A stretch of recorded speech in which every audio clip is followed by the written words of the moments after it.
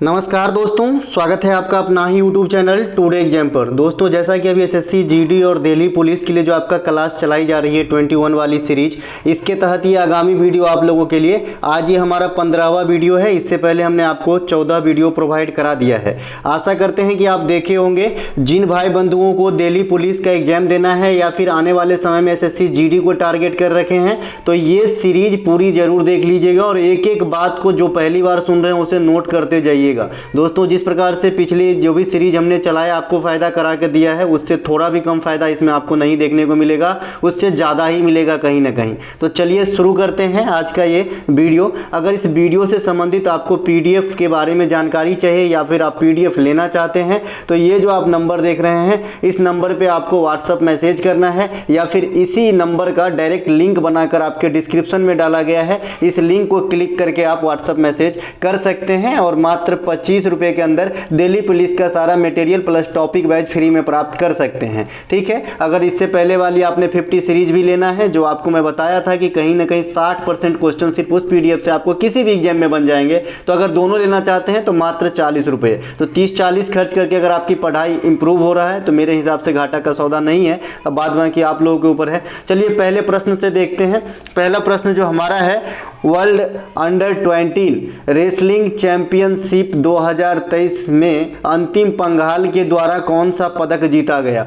सबसे पहले कंफ्यूजन दूर करता हूं, एक अमित पंघाल जी हैं, है ना, ये जेंट्स हैं, ये भी खिलाड़ी का नाम है, और एक अंतिम पंघाल भी है, अंतिम पंघाल लेडीज है। ठीक है, तो ये दोनों भी खिलाड़ी का नाम है भाई, तो अमित पंघाल मत समझना, ये अंतिम पंघाल ही है। तो अंतिम पंघाल जो है वर्ल्ड अंडर 20 रेसलिंग चैंपियनशिप 2023, है ना, जो आपका जॉर्डन के अम्मान में हुआ है, वहां पे गोल्ड जीती है। ठीक है, और ये 2 बार अंडर 20 रेसलिंग चैंपियनशिप में गोल्ड जीतने वाली प्रथम महिला भी बनी है। तो ये बात भी आपको ध्यान रखना है ना। यहाँ पे जो आपका प्रतियोगिता कराया गया वर्ल्ड अंडर 20 रेसलिंग चैंपियनशिप 2023, यहाँ पे भारत को कुल 14 पदक प्राप्त हुए हैं। ये 14 पदक जो है 4 गोल्ड है, 3 रजत और 7 जो है कांस्य है। ये इंपॉर्टेंट रहती है। देखिए, एग्जामिनर का क्या डर रहा है कि जो बड़े बड़े खेल है जैसे आईसीसी वर्ल्ड कप हो रहा है, तो बिरले ही एक आध दिन यहां से क्वेश्चन पूछे, लेकिन जो छोटे छोटे होते हैं, जो इतने फेमस नहीं होते हैं, वहां से क्वेश्चन ज्यादा आता है। तो ये अंडर 20 वाला है, इसे VVI करके रखेंगे। और वैसे भी आप जानते हैं कि दिल्ली पुलिस में करंट अफेयर का अहम योगदान होता है।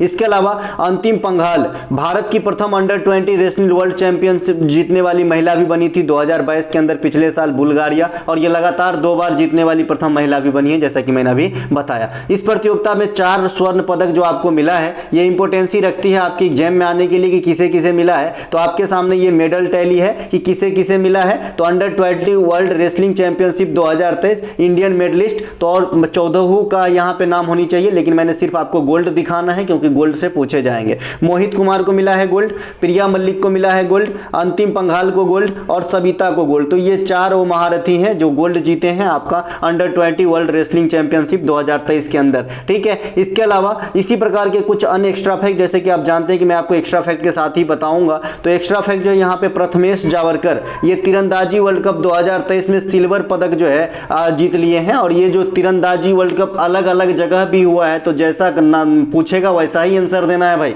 देखिए, ये तीरंदाजी वर्ल्ड कप है और यहाँ पे नीचे वाले लाइन में पढ़िए जरा, विश्व तीरंदाजी चैंपियनशिप है। इन दोनों में फर्क समझिएगा। ये जो वर्ल्ड कप खाली लिखा रहेगा तो ये हुआ है मैक्सिको में, जहां पे प्रथमेश जौकर ने तीरंदाजी में रजत जीता है, सिल्वर जीता है। ठीक है, विश्व तीरंदाजी चैंपियनशिप 2023 ये जर्मनी के बर्लिन में हुआ है। ठीक है, तो नाम बदलने से स्थान भी बदल जाएंगे, आपको एक ही में नहीं मिलाना है कि विश्व तीरंदाजी चैंपियनशिप और विश्व तीरंदाजी वर्ल्ड कप एक को है ना।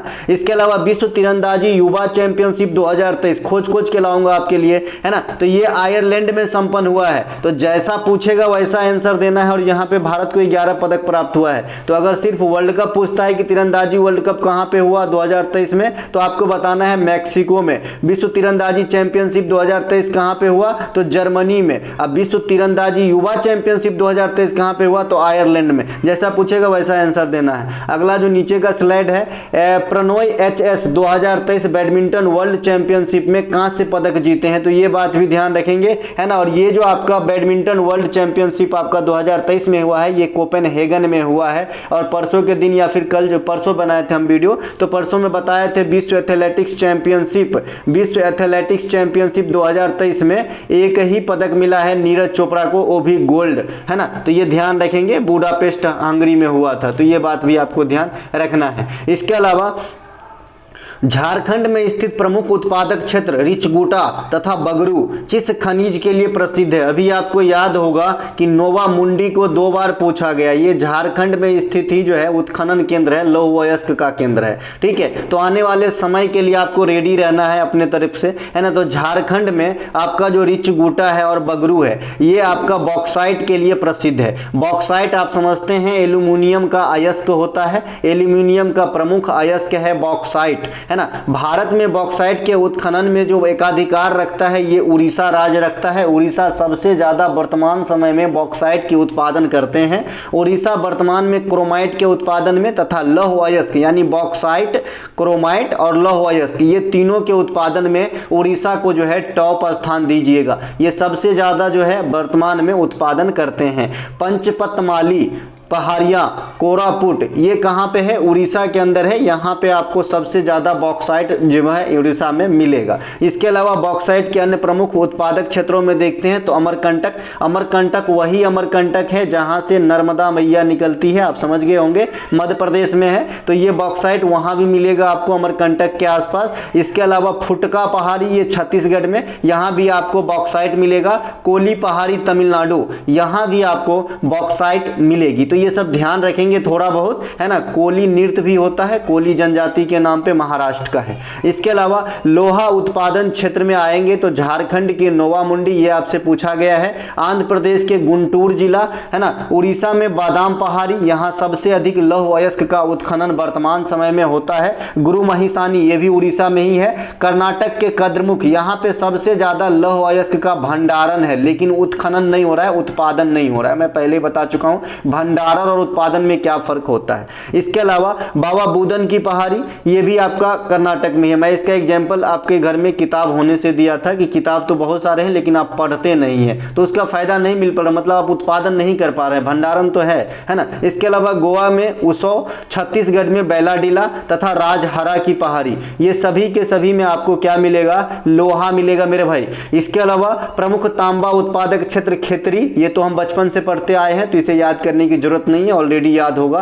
तरेगांव, मलाजखंड, ये सब कहां पे? मध्य प्रदेश में क्या मिलेगा भैया? तांबा मिलेगा। धुकुंडा, ये कहां पे है? आंध्र प्रदेश में तांबा के लिए है। पत्थरगोड़ा, ये झारखंड में है, ये आपको तांबा मिलेगा। तो यहां पे कुछ आपका मिनरल्स जो आपसे डिमांड करता है एग्जामिनर, आपको जगह का नाम पता होना चाहिए, थोड़ा सा ध्यान दे। इसके अलावा बिद्री सुराही किस राज्य से संबंधित है, जिसे ब्रिक्स सम्मेलन 2023 जो आपका साउथ अफ्रीका में कराया गया, जब चंद्रयान 3 लॉन्च हुआ था तो आपने मोदी जी का वो फोन कॉल जरूर देखा होगा। सम्मेलन से बाहर उठ के फोन कॉल करते हैं आपके इसरो के चीफ को, है ना। तो ये वाला जो वहां पे तो भारत की तरफ से क्या गिफ्ट करा गया था अफ्रीका के जो है जो आपका राजनेता है रामफोसा साहब, उसको क्या दिया गया था, है ना। तो ये तेलंगाना का बिद्री सुराही दिया गया था। यहाँ पे सॉरी पूछा है कि किस स्टेट का है बिद्री सुराही, ठीक है। तो ये तेलंगाना से ताल्लुक रखता है और मोदी जी ने रामफोसा साहब को ये गिफ्ट दिया था। मोदी जी ब्रिक्स देश के सम्मेलन अटेंड करने साउथ अफ्रीका 2023 में गए थे। मैंने चंद्रयान को फोन कॉल वाली बात किया ताकि आपके पास जो है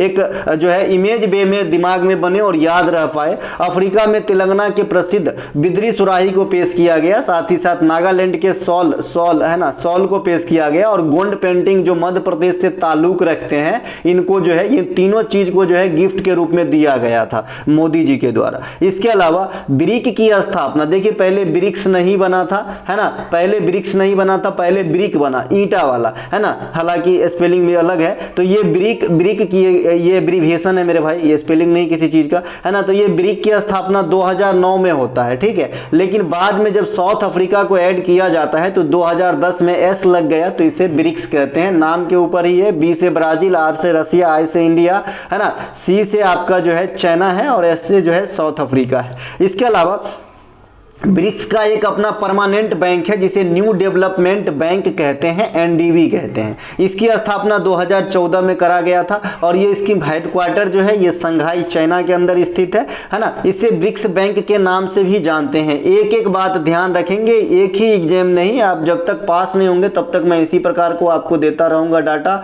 और भैया आपको जो है वहां तक जाना है जहां आप जाना चाहते हो, बस लगन से लगे रहो और जहां पढ़ते रहो, लेकिन मेरा कंटेंट जरूर ध्यान रखो।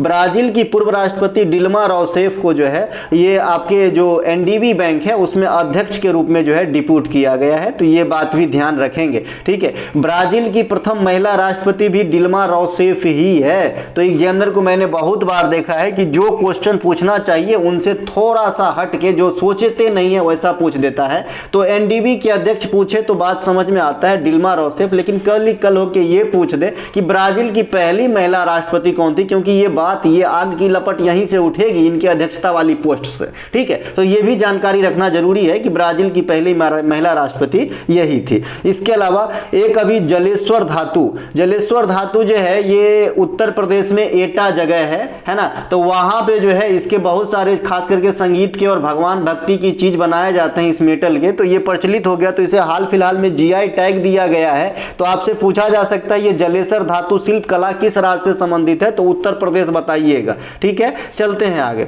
अगला प्रश्न है हमारा एक्सरसाइज या युद्ध अभ्यास 2023, इसका नाम ही है युद्ध अभ्यास, ठीक है। एक्सरसाइज संयुक्त सैन्य अभ्यास और नाम इसका दिया गया है युद्ध अभ्यास, है ना। भारत और किस देश के बीच कंडक्ट कराए जाते हैं, तो एक्सरसाइज युद्ध अभ्यास जो है ये भारत और अमेरिका के बीच होता है। किसके बीच होता है मेरे भाई, अमेरिका के बीच। एक्सरसाइज बरून की बात करेंगे तो ये भारत और फ्रांस के बीच होती है। एक्सरसाइज ब्राइट स्टार 2023 ये भारत और इजिप्ट या मिस्र के बीच में हुआ है। सिलिनेक्स नाम से स्पष्ट है भारत और श्रीलंका के बीच में होती है, सिलिनेक्स, ठीक है भैया। ये सब ध्यान रखेंगे, लेटेस्ट है। एक्सरसाइज सहज जो है ये भारतीय तटरक्षक बल का अपना जो है अभ्यास है ना, तो इसे ध्यान रखेंगे। भारतीय तटरक्षक बल जो है ये सहज प्रैक्टिस किए हैं, तो इन्हें ध्यान रखेंगे। काजिंड 2023 ये कजाकिस्तान और भारत के बीच जो है सैन्य अभ्यास है। संयुक्त सैन्य अभ्यास अजय बैरियर मैं पहले भी बता चुका हूं भारत और इंग्लैंड के बीच है। क्योंकि सैन्य जो प्रदर्शन है यहां से आपके क्वेश्चन आते हैं एग्जाम में, आपको ध्यान रखना होगा। इसके अलावा डीएनए का द्विकंदलित संरचना मॉडल प्रतिपादित करने हेतु वाटसन एवं क्रिक को नोबेल पुरस्कार कब दिया गया था। आप सभी जानते हैं कि जो डीएनए का डबल हेलिक्स मॉडल है, द्विकुंडलिनी संरचना है, ये इसकी प्रतिपादन वाटसन एवं क्रिक ने किया था। कहाँ गया मेरे भाई, यहाँ नाम नहीं लिखा है, चलो मैं आपको बताता हूँ, यहाँ लिख के बताता हूँ। वाटसन एवं क्रिक ने किया था, ये दोनों मिलजुल के किए थे, है ना। तो इनको जो है आपको 1962 में नोबेल प्राइज से सम्मानित किया गया है। तो ये ध्यान रहे, क्योंकि आजकल एग्जाम का जो है ये हो गया है कि फला चीज की खोज करने के लिए फला बाबू को कब नोबेल पुरस्कार दिया गया। ऐसे क्वेश्चन हाल फिलहाल में बहुत देखे गए। डीएनए केंद्रक में पाई जाती है, जो केंद्रक होती है ना, केंद्रक अधिकांश जीव में होते हैं, कुछ अपवाद भी है ना। तो जो केंद्रक होती है उसमें डीएनए होते हैं, और डीएनए केंद्रक के अलावा कहां पाया जाता है, चूंकि ये भी एक्सेप्शनल है तो ये आपसे क्वेश्चन एग्जामिनर डिमांड करता है। तो केंद्रक के अलावा जो है माइटोकॉन्ड्रिया और हरित लवक में पाए जाते हैं। ये हरित लवक कौन से कोशिका में होंगे आप लोग मुझे बताएंगे, ये पादप कोशिका में होंगे, प्लांट सेल में, या फिर एनिमल सेल में होंगे। आप लोग मुझे बताएंगे कि ये हरित लवक या पिगमेंट कहिए ये कहां पे होते हैं। माइटोकॉन्ड्रिया को कोशिका का पावर हाउस कहते हैं, यहां भी डीएनए मिलता है। हरगोविंद खुराना ने प्रयोगशाला में जिन का संश्लेषण किया था। वो जिन नहीं कि भर दिन काम करने वाला भूत प्रेत वाला नहीं, एक जिन है ना, जो क्रोमोसोम समझते हैं ना, जिन है ना, जैसे डीएनए जो कैरी करते हैं आपका अनुवांशिक गुण है ना। तो ये जिन जो है ये जिन का संश्लेषण किया था, जिस कारण उन्हें 1968 में चिकित्सा के क्षेत्र में नोबेल पुरस्कार दिया गया था। और इस प्रकार प्रथम भारतीय जिन्होंने चिकित्सा में है ना जो आपका नोबेल पुरस्कार जीता। इसके अलावा जेम्स चैडविक न्यूट्रॉन की खोज किए थे 1932 में। आप सभी जानते हैं, डायरेक्ट इसका एसबी भी पूछता है कि जेम्स चैडविक ने न्यूट्रॉन की खोज कब किए थे। जो बच्चे सीजीएल अटेंड करते हैं ये क्वेश्चन मेरे ख्याल से पिछले 4 साल के अंदर 3 बार अटेंड किया होगा, है ना। तो 1935 में जेम्स जेम्स चैडविक साहब को जो है आपका नोबेल दिया गया था न्यूट्रॉन के खोज करने हैं। तो न्यूट्रॉन कैसा है, आवेशहीन कण है, इस पे कोई आवेश नहीं होता है। इसके अलावा डीएनए का जो है सभी जीवों का क्या है, आनुवांशिक पदार्थ होता है, जैसा कि मैंने अभी कहा पीढ़ी दर पीढ़ी कैरी होता है ना। इसके अलावा जो सजीव होते हैं, सजीव जो होते हैं इसमें प्रोटीन के संश्लेषण को जो नियंत्रण का कार्य है ये भी डीएनए कर लेते हैं, तो ये बात भी ध्यान रखेंगे। इसके अलावा अखिल भारतीय मुस्लिम लीग ने अपने किस अधिवेशन में सवाई नई अवज्ञा आंदोलन का, एक सेकेंड, किस आंदोलन में सविनय अवज्ञा आंदोलन का खुलकर विरोध किया था? ये सविनय अवज्ञा आंदोलन है भैया, है ना। सविनय अवज्ञा आंदोलन आप सभी जानते हैं भाई, 1930 के दरमियान हुआ था, जिसे दांडी मार्च भी कहते हैं। 12 मार्च 1930 को अहमदाबाद के साबरमती से गांधी जी के द्वारा स्टार्ट किया गया था। तो यहाँ से क्वेश्चन है कि मुस्लिम लीग ने इस जो आंदोलन है गांधी जी का, उसका विरोध कहां किए थे? उनके अपने भी अधिवेशन हुआ करते थे, और मैं फिर बता रहा हूं कांग्रेस के भी अधिवेशन हुआ करते थे। ये दोनों अलग अलग चीज है, ठीक है। तो इलाहाबाद की जो बैठक थे मुस्लिम लीग का, वहां पे सविनय अवज्ञा आंदोलन का विरोध करा गया था। मुस्लिम लीग की स्थापना 1906 ईस्वी में होता है मेरे भाई, 1906 ईस्वी में होता है। और ये कहां पे होता है? ढाका के अंदर होता है, इसे मैं करेक्ट कर दूंगा, बांग्लादेश में। मुस्लिम लीग के लाहौर जो अधिवेशन है वो पाकिस्तान की मांग करा गया था 1940 में, लेकिन पाकिस्तान शब्द अगर आपसे कहे तो रहमत अली होता है, और मांग जिन्ना के द्वारा किया गया था। इसके अलावा मुस्लिम लीग ने सीधी कार्यवाही दिवस जो है 16 अगस्त 1946 को मनाया था। कांग्रेस के ऐतिहासिक अधिवेशन 1916 लखनऊ, 1916 लखनऊ, है ना, जिसमें मुस्लिम लीग और कांग्रेस एक हो गए थे, और इस अधिवेशन की अध्यक्षता जो है अंबिका चरण मजूमदार कर रहे थे। इसको 1916 कीजिएगा, 2 जगह जो है राइटिंग मिस्टेक है, मैं इसे ठीक कर दूंगा, थोड़ा टाइप मिस्ट कर दिया है। इसके अलावा भारत में मुसलमान के लिए पृथक निर्वाचन प्रणाली 1909 से लागू किया गया, और मिंटो जो है उस समय का गवर्नर हुआ करता था, है ना। इसे मॉर्लो मिंटो रिफॉर्म भी कहते हैं, और एक आपका 1919 वाला है, इसे मॉन्टेग्यू चेम्सफोर्ड कहते हैं, ये भी डायरेक्ट हिट करता है। इसके अलावा किस संवैधानिक संशोधन के द्वारा लोकसभा की सीटों को 525 से बढ़कर 545 कर दिया गया, जो अभी 2026 तक जो है बिना परिवर्तित हुए रहेंगे, है ना। तो ये आपका 31वां संविधान संशोधन 1973 के द्वारा जो है आपका करा गया था, ठीक है। इसके अलावा जो है सहकारी समिति का गठन जो है मौलिक अधिकार, सहकारी समिति का गठन मौलिक अधिकार प्रदान किया गया, जो आपके 19 वाले पार्ट में दिया गया ना। सहकारी समिति का गठन मौलिक अधिकार के अंतर्गत, प्रेस की स्वतंत्रता, मौलिक अधिकार का गठन, भारत के किसी भूभाग पे विचरण, कहीं भी घर खरीदिए, कोई भी बिजनेस व्यापार करिए। तो जो मौलिक जो आपका सहकारी समिति के गठन वाला मौलिक अधिकार बना, ये 57वां संविधान संशोधन 2011 के द्वारा करा गया। इसके अलावा 6 से 14 वर्ष तक के बच्चों को निःशुल्क शिक्षा लेना उन बच्चों का मौलिक अधिकार है। ये 2002 में आया 86वां संविधान संशोधन के द्वारा। और सेम थिंग 6 से 14 वर्ष तक के बच्चों के लिए उनके पेरेंट्स को शिक्षा की व्यवस्था करवाना या दिलाना उनका मौलिक कर्तव्य है। वो पेरेंट का, बच्चे का मौलिक अधिकार है और उस पेरेंट्स का मौलिक कर्तव्य है। जरूरी नहीं है कि बेटा बेटी हो, कोई गोद लिया हुआ बच्चा भी है ना, तो भी उनके पेरेंट्स जो उनके जिनके अंदर वो पल रहा है, तो उन पेरेंट का कर्तव्य है कि जो शिक्षा दिलाए, है ना। तो ये आपका 86वें संविधान संशोधन में दोनों चीज हुआ था, लेकिन दोनों का आर्टिकल अलग है। 51 के ए के 11 में मौलिक कर्तव्य वाला जोड़ा गया था, वहीं 21 के ए में मौलिक अधिकार वाला बात को जोड़ा गया था। इसके अलावा त्रिस्तरीय पंचायत की सिफारिश जो है 73वां संविधान संशोधन 1992 में लाया गया था। आपसे पूछा जाता है कि त्रिस्तरीय पंचायत पे समिति कौन सा है, तो बलवंत राय मेहता समिति है। इसके अलावा ये जो लागू कब हुआ था, ये अधिनियम तो 1993 में लागू हुआ था, और वो लागू होने वाला दिन कौन सा था, तो 24 अप्रैल था। इसी कारण हम इंडिया में 24 अप्रैल को पंचायती राज दिवस के रूप में मनाते हैं। 52वां संविधान संशोधन दल बदल से संबंधित है। 101वां संविधान संशोधन जीएसटी से संबंधित है। 102वां संविधान संशोधन ओबीसी से, 103वां ईडब्ल्यूएस से, 104वां एंग्लो इंडियन की नियुक्ति की रद्दीकरण, जो आपका लोकसभा और विधानसभा में किया जाता था। विधानसभा में गवर्नर के द्वारा, लोकसभा में राष्ट्रपति के द्वारा, लोकसभा में 2 ठे और विधानसभा में 1 ठे, ये जो है रद्दीकरण किया गया। साथ ही साथ अनुसूचित जाति और जनजातियों के आरक्षण में जो है मतलब बढ़ाया गया 10 साल के लिए। तो ये बात ध्यान रखेंगे। वनडे क्रिकेट में 3000 छक्का लगाने वाले प्रथम क्रिकेट टीम कौन बन गए हैं, तो अपना प्यारा भारत। ये जो है 3000 छक्का लगाने का रिकॉर्ड जो अब तक कोई भी वनडे क्रिकेट में कोई सा भी टीम 3000 छक्का नहीं लगाया है। तो ये भारत अपना नाम जो है रिकॉर्ड किया है। भारत ने अपना 1000वां वनडे जो है ये खेला था आपका वेस्ट इंडीज के समय, वेस्ट इंडीज के साथ। ये क्वेश्चन 4-5 बार पूछा जा चुका है, फिर भी आपको जहन में रखना है। इसके अलावा भारत के तरफ से पहला वनडे शतक कपिल देव लगाया था। मैं बार बार रिपीट करा के आपको याद करा दूंगा इस चीज को, क्योंकि इससे क्वेश्चन काफी बार 3 बार पूछे गए इस साल 2023 में, ठीक है। इसके अलावा T20 में सुरेश रैना और पहला टेस्ट शतक लाला अमरनाथ के द्वारा लगाया गया था। क्रिकेट विश्व कप के प्रथम एडिशन जो 1975 में स्टार्ट हुआ था पुरुष वाला क्रिकेट वर्ल्ड कप, और 1973 में स्टार्ट हुआ था महिला वाला वर्ल्ड कप। महिला वाला वर्ल्ड कप जो है अभी तक इंडिया एक बार भी नहीं जीता है। पुरुष वाला वर्ल्ड कप 2 बार जीत चुका है और तीसरी बार हम जीतने के कगार पे खड़े हैं, ठीक है। तो भैया ये जो विश्व कप है 1975, तो आपसे पूछा जाता है कि ये फाइनल मैच किस स्टेडियम में हुआ था, तो इंग्लैंड में हुआ था, लॉर्ड्स में, है ना। लॉर्ड्स के मैदान जो इंग्लैंड में है, यहां पे आपका फाइनल मैच हुआ था। तो आने वाले दिन में ये नहीं पूछा जा सकता कि कौन से 2 टीम के बीच में हुआ था, एकदम पूछा जा सकता है। तो वेस्ट इंडीज और ऑस्ट्रेलिया के बीच में हुआ था पहला, और ऑस्ट्रेलिया हार गया था। पहले 2 टाइम के विजेता वेस्ट इंडीज इस वर्ल्ड कप में आपको नहीं देख रहे हैं, क्योंकि क्वालिफाइंग मैच में क्वालिफाई नहीं कर पाया।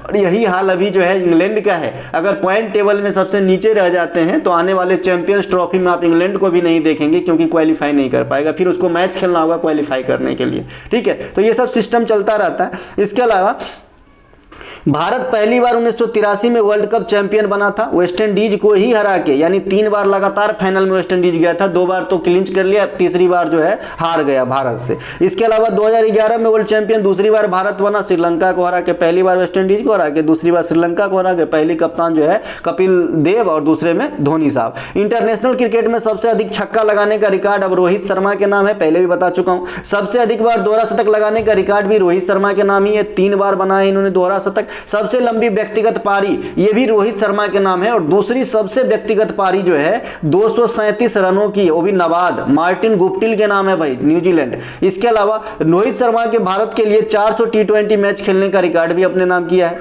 T20 महिला वर्ल्ड कप 2024 कहां पे होगी, तो बांग्लादेश में होगी। और ICC ODI वाला जो होता है महिला का वर्ल्ड कप, ये 25 में होगा, तो ये भारत में होगा, है ना। 2 साल के बाद आप फिर से महिला वर्ल्ड कप देखेंगे भारत में, मेन वाला 50 ओवर वाला। T20 वाला अगला साल देखेंगे आप कहां पे, बांग्लादेश में। इस साल वाला T20 महिला कहां हुआ था, साउथ अफ्रीका में। विजेता कौन रहा था, ऑस्ट्रेलिया। उपविजेता कौन रहा था, साउथ अफ्रीका, ठीक है भाई। ICC अंडर 90 वर्ल्ड कप भी इस साल आपने देखा 2023 में साउथ अफ्रीका में हुआ, पहला एडिशन था। विजेता भारत रहा था, उपविजेता इंग्लैंड रहा था। चूंकि पहले पढ़ाया हूं इसलिए यहां पे टाइप नहीं करा हूं। अगला प्रश्न, इन शॉर्ट एट हिस्ट्री, ये पुस्तक किसके हैं, तो ये जो शॉर्ट एट हिस्ट्री है ना, या शॉर्ट ए होगा, तो ये आपका जो है अभिनव बिंद्रा साहब का है। अभिनव बिंद्रा का है शॉर्ट एट हिस्ट्री ये पुस्तक, है ना। अभिनव बिंद्रा निशानेबाजी से संबंधित है। अभिनव बिंद्रा साहब के बारे में क्या है कि बीजिंग ओलंपिक 2008 में भारत के लिए पहली बार व्यक्तिगत रूप से गोल्ड जीत के कारनामा किया था, तो इसीलिए फेमस है इनके पुस्तक। आज हमने आपको यहाँ पे खिलाड़ियों का पुस्तक दिखाना है, और ये जो आप सीट देख रहे हैं इसमें डरने की बात नहीं। जो टॉपिक वाइज वीडियो है हमारी, उसमें इसी प्रकार से मैंने सभी किताब को आपको बना के दे दिया है। करीब 10 टॉपिक जो कॉमन होते हैं, जो क्वेश्चन आते हैं, वो मैंने पहले ही दे दिया। और उस टॉपिक से आप में इसमें समाज वगैरह से, हिमालय वगैरह से कभी क्वेश्चन देखते हैं क्या, नहीं देखते हैं ना, क्योंकि मैं नहीं पढ़ाऊंगा, क्योंकि टॉपिक वाइज में पढ़ा चुका हूं। तो अगर आप जो बच्चे नए हैं टॉपिक वाइज देख लीजिएगा, है ना। तो यहीं से ये पेपर कटिंग लिया हूं, जो बुक वाला हमारे टॉपिक वाइज है वहां से। तो आज मैं तो यहाँ पे प्लेइंग इट में सचिन तेंदुलकर खिलाड़ी का है 281 and beyond, BVS Laxman, Sania Mirza का ace against shot, Sourav Ganguly का century is not enough, Andre Agassi का ओपन है, युवराज सिंह का the test of man, Muhammad Ali का द ग्रेटेस्ट। इस प्रकार से जो है ये खिलाड़ियों का आपका जो है आत्मकथा कहिए या फिर उनसे संबंधित किताब कहिए, तो इनसे जरूर ध्यान रखेंगे। भीतरी स्तंभ लेख का संबंध किस गुप्त शासक से है, देखिए गुप्त, मौर्य, है ना, चोल, ये काफी आते हैं आपके एग्जाम में, ठीक है। तो जो गुप्त शासक भीतरी स्तंभ का संबंध है ये स्कंद गुप्त से है, ठीक है मेरे भाई। प्रयाग प्रशस्ति का जो अभिलेख है ये जो है समुद्रगुप्त से संबंधित है। इसके अलावा बिलसड स्तंभ लेख, ये भी इसका नाम है बिलसड स्तंभ लेख, ये संबंध जो है कुमार गुप्त से है। कुमार गुप्त नालंदा विश्वविद्यालय को लेकर के जाफी जानते हैं आप, क्योंकि इन्होंने ही बनवाया था, कुमार गुप्त प्रथम ने।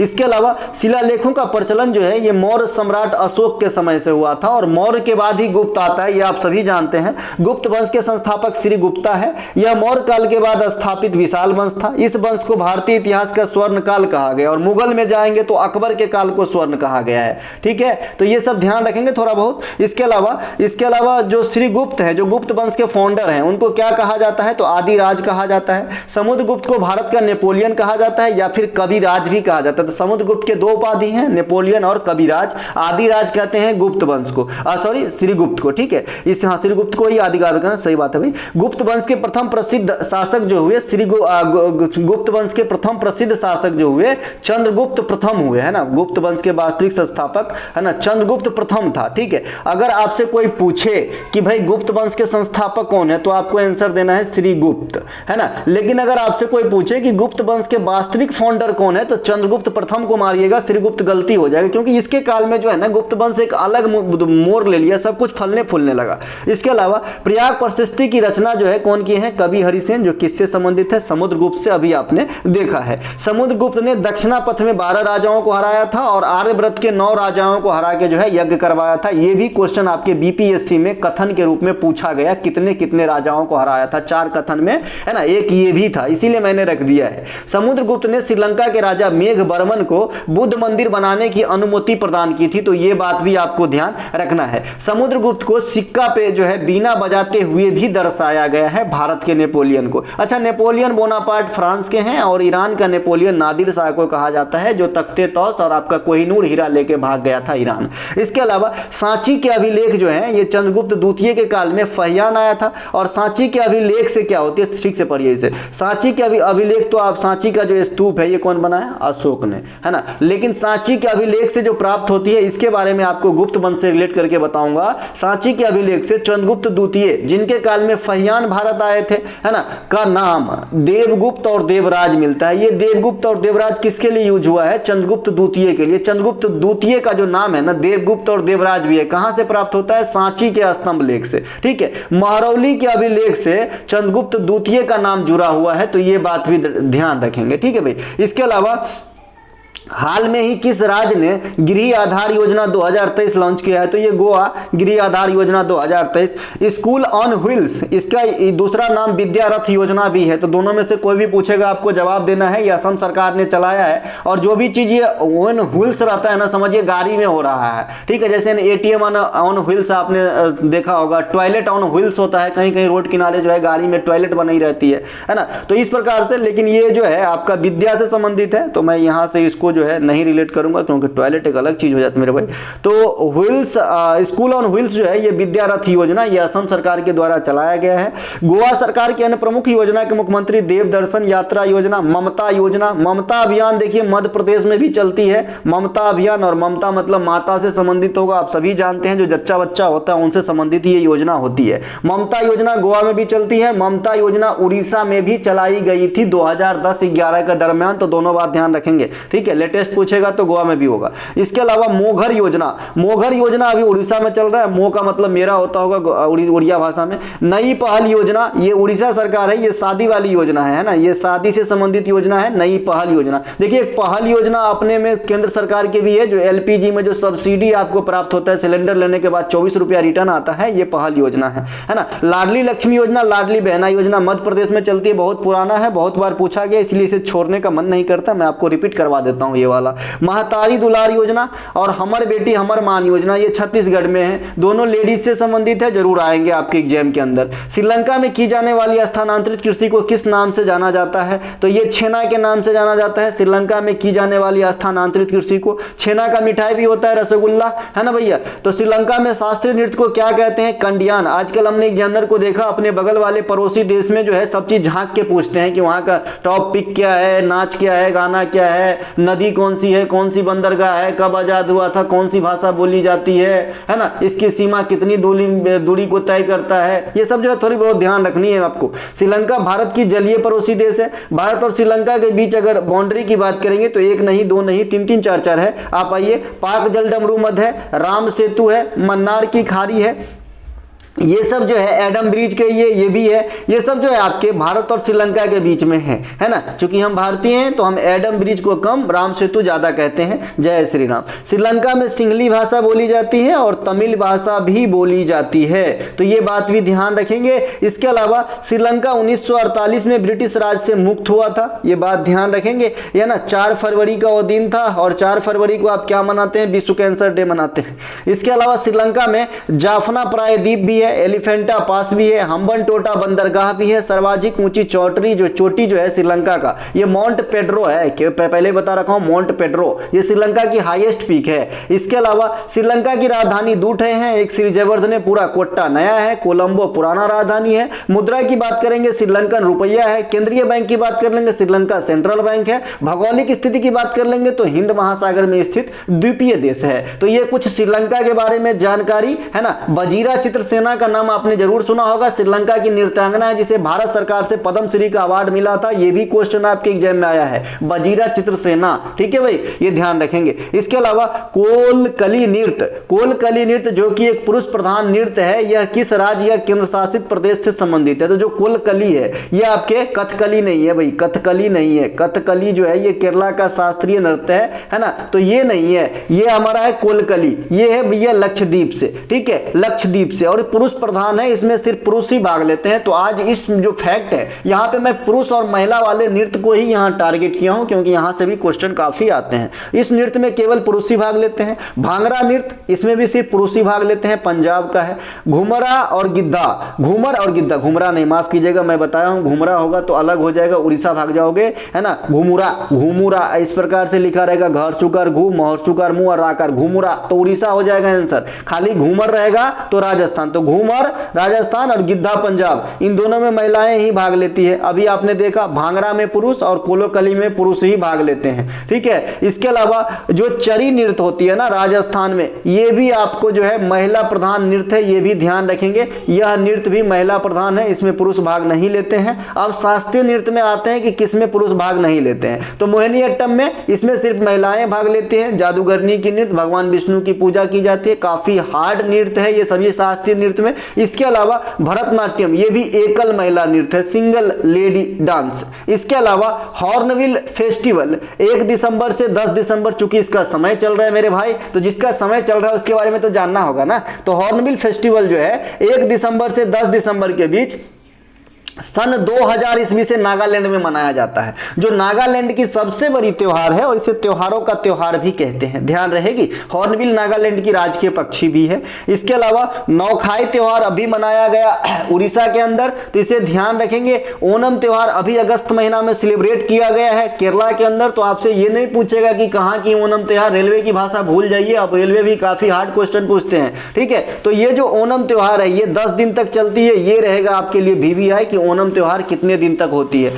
हॉर्नबिल भी 10 दिन और ये भी 10 दिन, दोनों के एक जगह लगा लीजिएगा। पोंगल, छठ, ये सब 4-4 दिन, है ना। गंगा सागर मेला 2 दिन, ये सब थोड़ा बहुत जरूर ध्यान रखें। दिवाली का त्योहार हिंदू कैलेंडर के अनुसार कार्तिक मास में होता है। अच्छे खासे पढ़े बच्चे को मैंने देखा है कि जो जनवरी फरवरी या फिर CBSE में पढ़ते हैं उसको हिंदी महीना में बहुत तकलीफ होता है। हम लोग को भी होता है लेकिन कम होता है, लेकिन उनको ज्यादा होता है, हम लोग उंगली पे गिन के कर लेते हैं, है ना। तो कार्तिक मास में आपके दिवाली की त्योहार होती है, ध्यान रखेंगे। इसके अलावा देव दिवाली का एक त्योहार अपना अलग होता है, जो उत्तर प्रदेश के बनारस वाले इलाके में दिवाली के बाद होता है, ये भी क्वेश्चन आया है। छठ त्योहार बिहार के प्रमुख त्योहारों में से हैं, आने वाले हैं हमारे ख्याल से 7 दिन के बाद, है ना। तो ये 4 दिनों तक मनाई जाती है और इसमें भगवान सूर्य की पूजा होती है। तो हाल फिलहाल में जो त्योहार हुआ इनके बारे में थोड़ी सी जानकारी। दिवाली के बाद छत्तीसगढ़ में की जाने वाली जो नृत्य है ये राउत नाचा नृत्य है ना। दीपावली के अवसर पर छत्तीसगढ़ में सुआ नृत्य भी होता है, लेकिन दिवाली से पहले होता है। ये दीपावली के बाद वाली नृत्य है राउत नाचा। एक बार आपसे पूछा गया था छत्तीसगढ़ में दीपावली के बाद जो है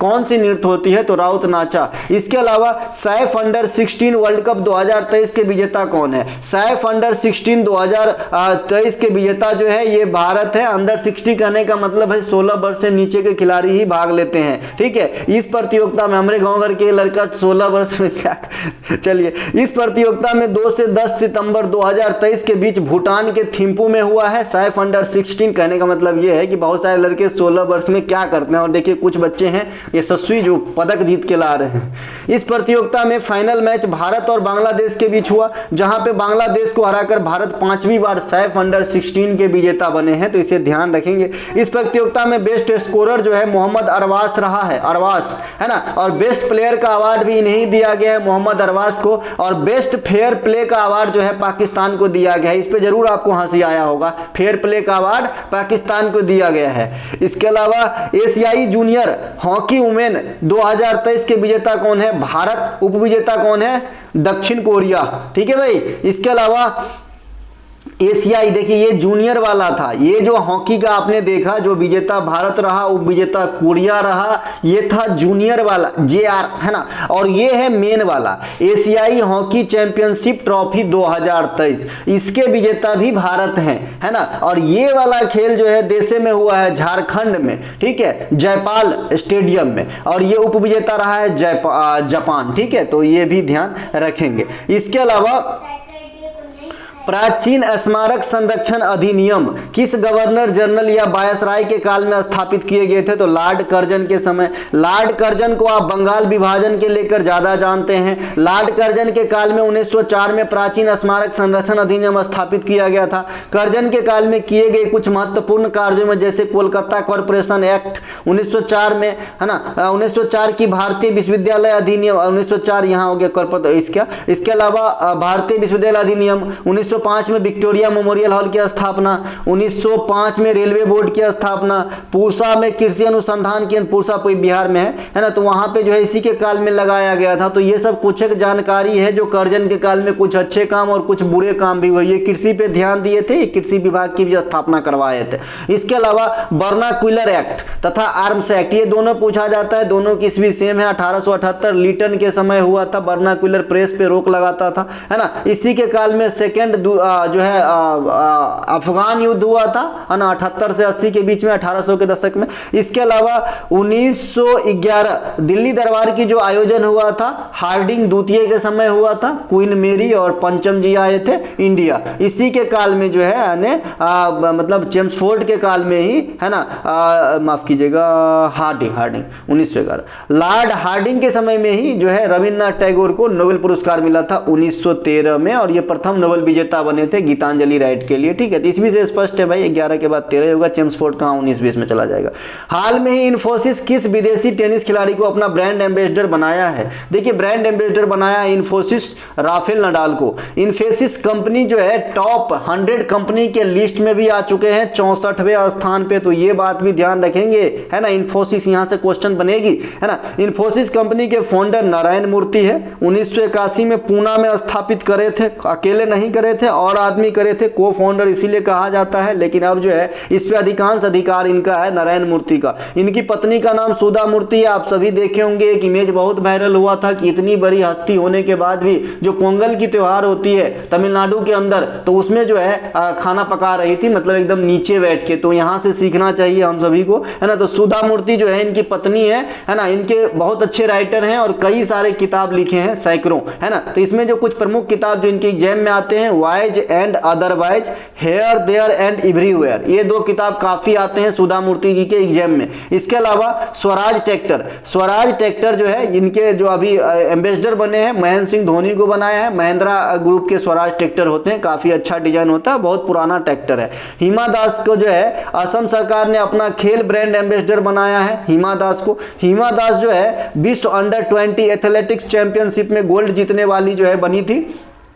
साथ ही साथ हिमा दास को ढींग एक्सप्रेस भी कहा जाता है। इसके अलावा इसरो द्वारा लॉन्च जो आदित्य L1 है, तो वो कौन से रॉकेट से लॉन्च किया गया, जो भारत का या फिर इसरो का पहला जो है आपका सौर मिशन है, तो ये PSLV C57 से लॉन्च किया गया, ये रॉकेट का नाम है ना। और ये एक्सेल टाइप का रॉकेट है, ये भी बताइएगा अगर कोई पूछेगा तो। इसके अलावा यह भारत का पहला सौर मिशन है, ये तो आप भी बता दिया।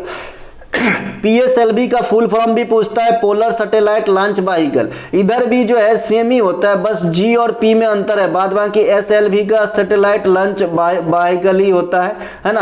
तो भू अस्थिर उपग्रह प्रक्षेपण यान हो जाएगा आपका GSLV का, जियो स्टेशनरी होती है ना। इसके अलावा इस मिशन का प्रमुख उद्देश्य क्या है, तो जो सूर्य के अलग अलग पार्ट होते हैं, मैं आपको बता रखा है ना, बाहरी भाग को किरीट और कोरोना कहते हैं, जहां से प्रकाश की उत्पत्ति होती है, प्रकाश मंडल कहते हैं, सूर्य के अंदर भी प्रकाश मंडल होता है, घबराने की बात नहीं है। तो इन सब के बारे में जो है आपको जानकारी उपलब्ध कराना बेसिक जो है यही उद्देश्य है। इसके अलावा इसरो ने चंद्रयान 1 2008 में, चंद्रयान 2 19 में, चंद्रयान 3 23 में और आदित्य L1 23 में, ये सभी के सभी जो है एक ही लॉन्चिंग पैड श्री सतीश धवन अंतरिक्ष केंद्र हरिकोटा से जो है लॉन्च किया गया है। तो ये चारों को एक ही जगह से किया गया है, ध्यान रखेंगे। इसरो की स्थापना 1969 में होती है, इसकी जो मुख्यालय है बेंगलुरु में है, वर्तमान में चीफ जो है सोमनाथ साहब है।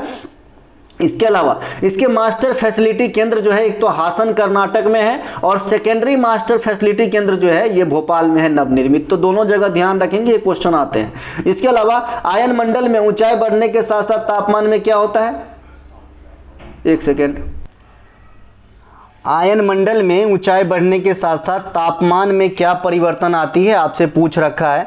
तो आपको बता दें कि आयन मंडल में अगर आप ऊंचाई पर जाते हैं, आपका अगर ऊंचाई बढ़ रहा है तो तापमान भी बढ़ेगी आयन मंडल में। ये फैसिलिटी आयन मंडल में है। आज मैं आपको ऐसा बताता हूं, कभी नहीं भूलोगे।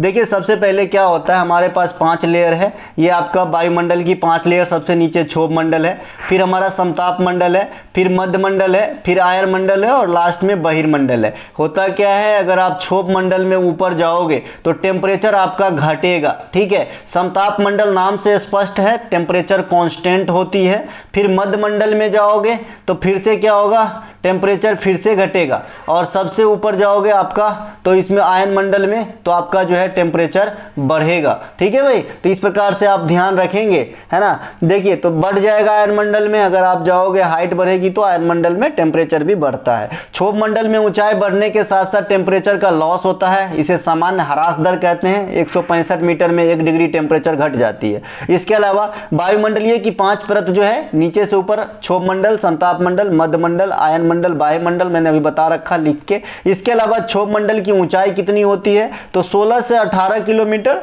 है ना। कहीं कहीं जो है इसे आप जो है 16 से 20 किलोमीटर भी पाएंगे, यानी आपको एक रेंज रखना है 20 के नीचे तक, ठीक है। सभी प्रकार की मौसमी घटना, जो भी मौसमी घटना होती है, मेघ बादल, बिजली गरजना, बारिश होना या फिर मौसम में परिवर्तन का कारण यही मंडल है, एक ही बात समझ लीजिए, ठीक है। इसीलिए इसे परिवर्तन मंडल भी कहा जाता है। समताप मंडल में तापमान स्थिर होता है, क्योंकि नाम से स्पष्ट है, सम माने बराबर भी होता है, सम मतलब योग भी होता है ना भाई। इसके अलावा इसमें कोई भी मौसमी घटना घटित नहीं होती है समताप मंडल में। इसी कारण वायुयान के उड़ने के लिए आदर्श स्थिति पैदा होती है, क्योंकि टेम्परेचर में तुरंत फ्लैक्स नहीं आता है ना, मतलब तुरंत जो है अपना रूप नहीं बदलता टेम्परेचर, इसीलिए वायुयान अच्छे से उड़ पाए, इसीलिए समताप मंडल में ही वायुयान उड़ती है। इसके अलावा समताप मंडल में ओजोन परत स्थित होती है। ओजोन का अपने आप में सूत्र O3 होता है, जो लेयर क्या करता है कि जो आपका पराबैंगनी अल्ट्रावायलेट रेज है उसको रोकने का काम करता है।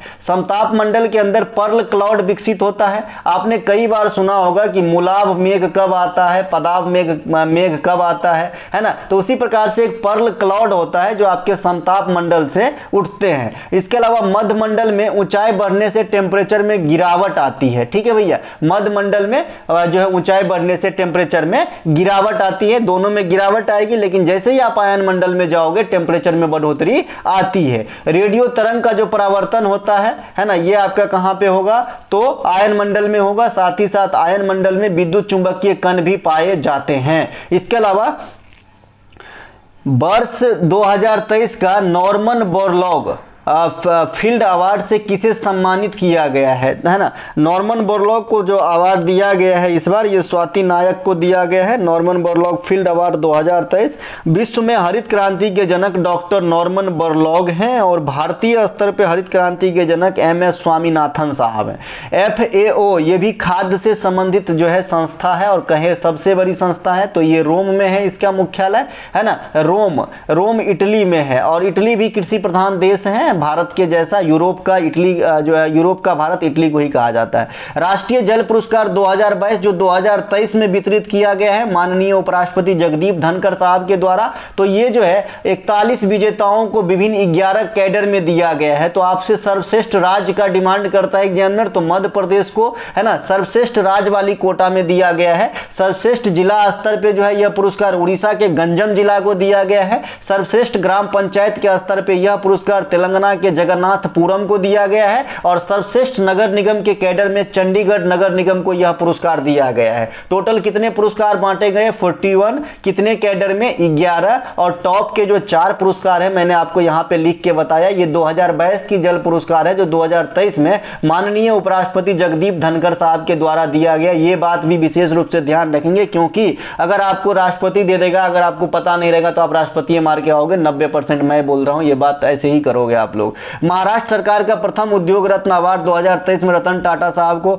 लोकमान्य तिलक अवार्ड 2023 में नरेंद्र मोदी साहब को दिया गया है। पंडित कुंदन लाल गंगानी का संबंध किस नृत्य से है? तो ये कथक नृत्य से है। पंडित कुंदन लाल गंगानी का संबंध ये जयपुर घराने के मजे हुए जो है ना कथक नृत्य के जो है कलाकार हैं। कथक उत्तर भारत के प्रमुख शास्त्रीय नृत्य हैं। इस प्रमुख कलाकारों में आएंगे कुमुदनी लखिया, रोशन कुमारी, दुर्गा लाल, सितारा देवी, नालनी कमालनी अस्थाना, पंडित बिरजू महाराज, शंभू महाराज, लच्छू महाराज। ये सभी के सभी जो भी महाराज सरनेम हो तो पहले ही छांट दो, क्योंकि याद रखने की जरूरत है। मैंने बता रखा है कि महाराज सरनेम जो है आपका किससे है भाई? तो ये कथक से है। सभी शास्त्रीय नृत्य में एकमात्र शास्त्रीय नृत्य कथक ही है जिसमें इस्लामिक जो आपका कल्चर है, इस्लामिक जो परंपरा है उसके भी समावेशन देखने को मिलता है, क्योंकि इस नृत्य को संरक्षित किया गया था अवध के नवाब बाजिद अली के काल में। तो ये बात भी आपको ध्यान रखना है, ठीक है। इसके अलावा वह पंडित कुंदन लाल गंगानी जयपुर घराने से संबंधित है।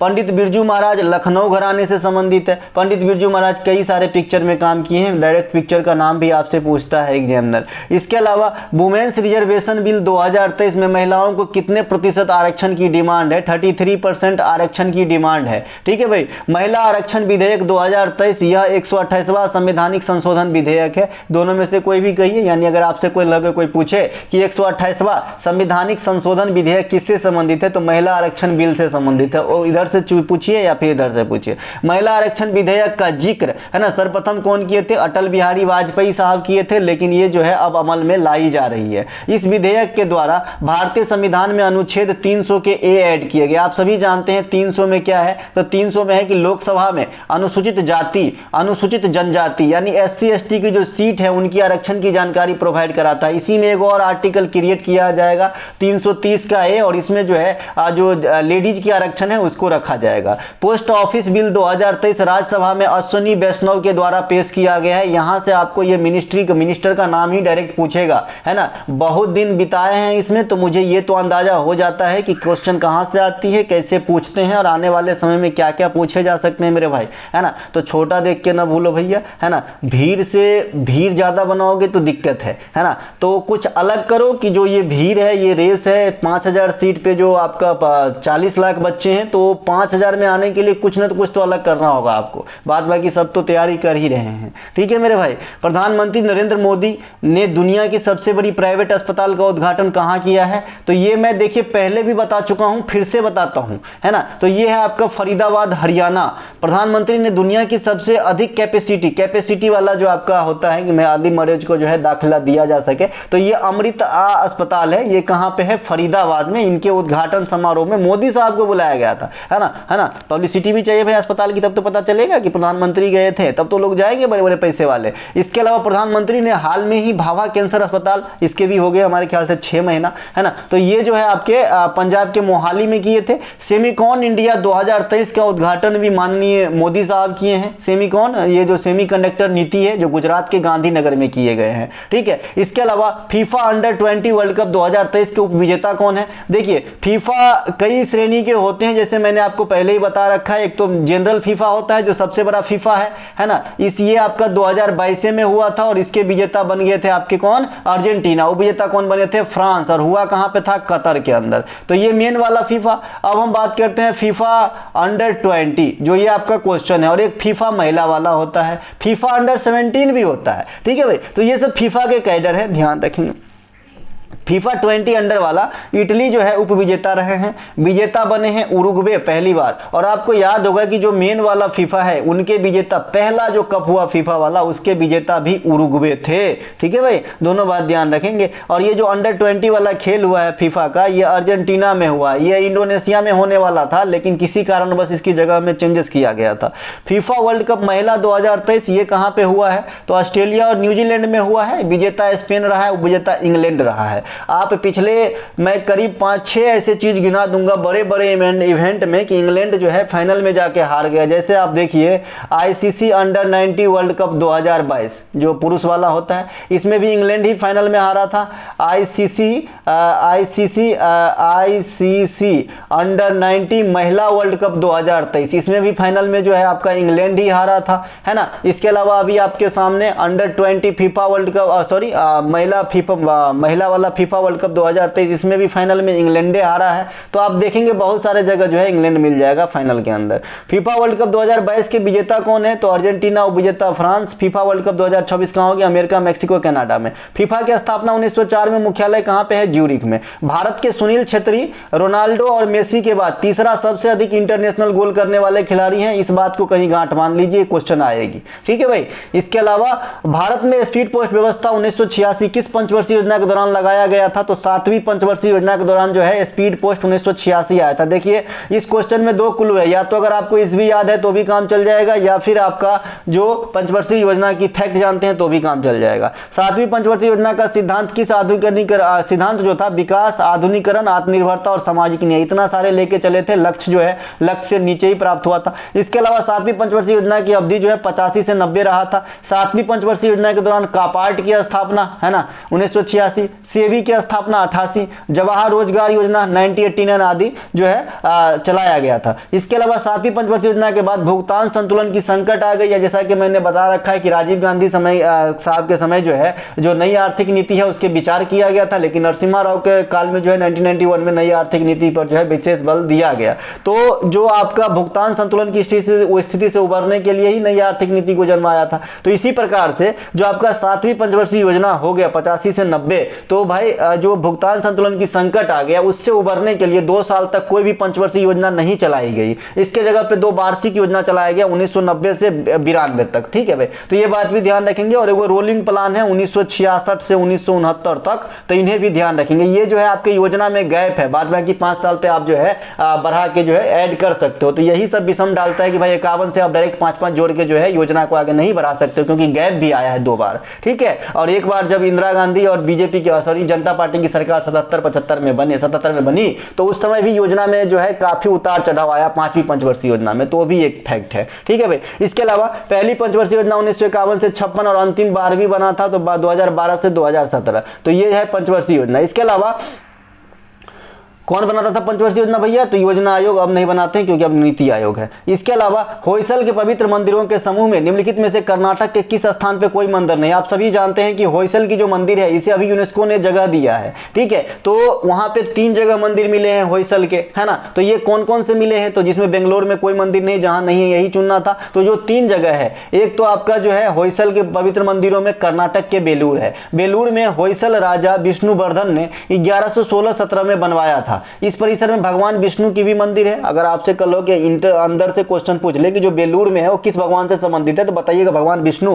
हेलीबीड में जो मंदिर है, इस मंदिर के प्रांगण में शिव का जो मंदिर है वो सबसे बड़ा मंदिर है, और इस मंदिर में ये बहुत सारे चीज को दर्शाया गया है। रामायण, महाभारत, भागवत पुराण इत्यादि को भी चित्रित किए गए हैं। ये कहां पे, हेलीबीड के अंदर। इसके अलावा एक सोमनाथपुर में है, 3 जगह मंदिर है होयसल के, मैंने बताया, है ना। तो इस मंदिर के प्रांगण में भगवान कृष्ण के 3 रूप वाला, जो त्रिकुटा भी कहते हैं, उनके मंदिर को दर्शाया गया है। तो 2023 में 42वें साइट के रूप में होयसल के जो ये मंदिर है, ये तीनों मंदिरों के समूह उनको जो है ऐड किया गया है। इसके अलावा यह कर्नाटक की तीसरी धरोहर है। पहला 2 कौन सा है, तो एक आपका 1986 में, है ना, 1986 में हम्पी आया था। हम्पी मैं इसे करेक्ट कर दूंगा मेरे भाई, हम्पी। इसके अलावा पटाकल 1987, ये दोनों को जो है आपको ऐड किया गया है, और होयसल वाला हो जाएगा तो तीसरा हो जाएगा। 41वें साइट के रूप में जो है शांति निकेतन को ऐड किया गया। शांति निकेतन के जो है फाउंडर रविन्द्रनाथ टैगोर जी नहीं है, आप सभी जानते हैं इन्हें गुरुदेव कहा जाता है। तो दोस्तों अगर आपको ये PDF के बारे में जानकारी चाहिए, या अच्छा लगा हो तो अपने दोस्तों में ज़रूर शेयर करें। और अगर आपको PDF के बारे में भी जानकारी चाहिए कि PDF आप कैसे प्राप्त कर सकते हैं, डिस्क्रिप्शन में लिंक दिया गया है, लिंक क्लिक करके व्हाट्सएप मैसेज करें या फिर डायरेक्ट 9372693225 इस पे जो है आपको कर देना है मैसेज व्हाट्सएप वाली, आपको जो है PDF के बारे में जानकारी दे दी जाएगी। मिलेंगे अगले वीडियो में। जय हिंद दोस्तों।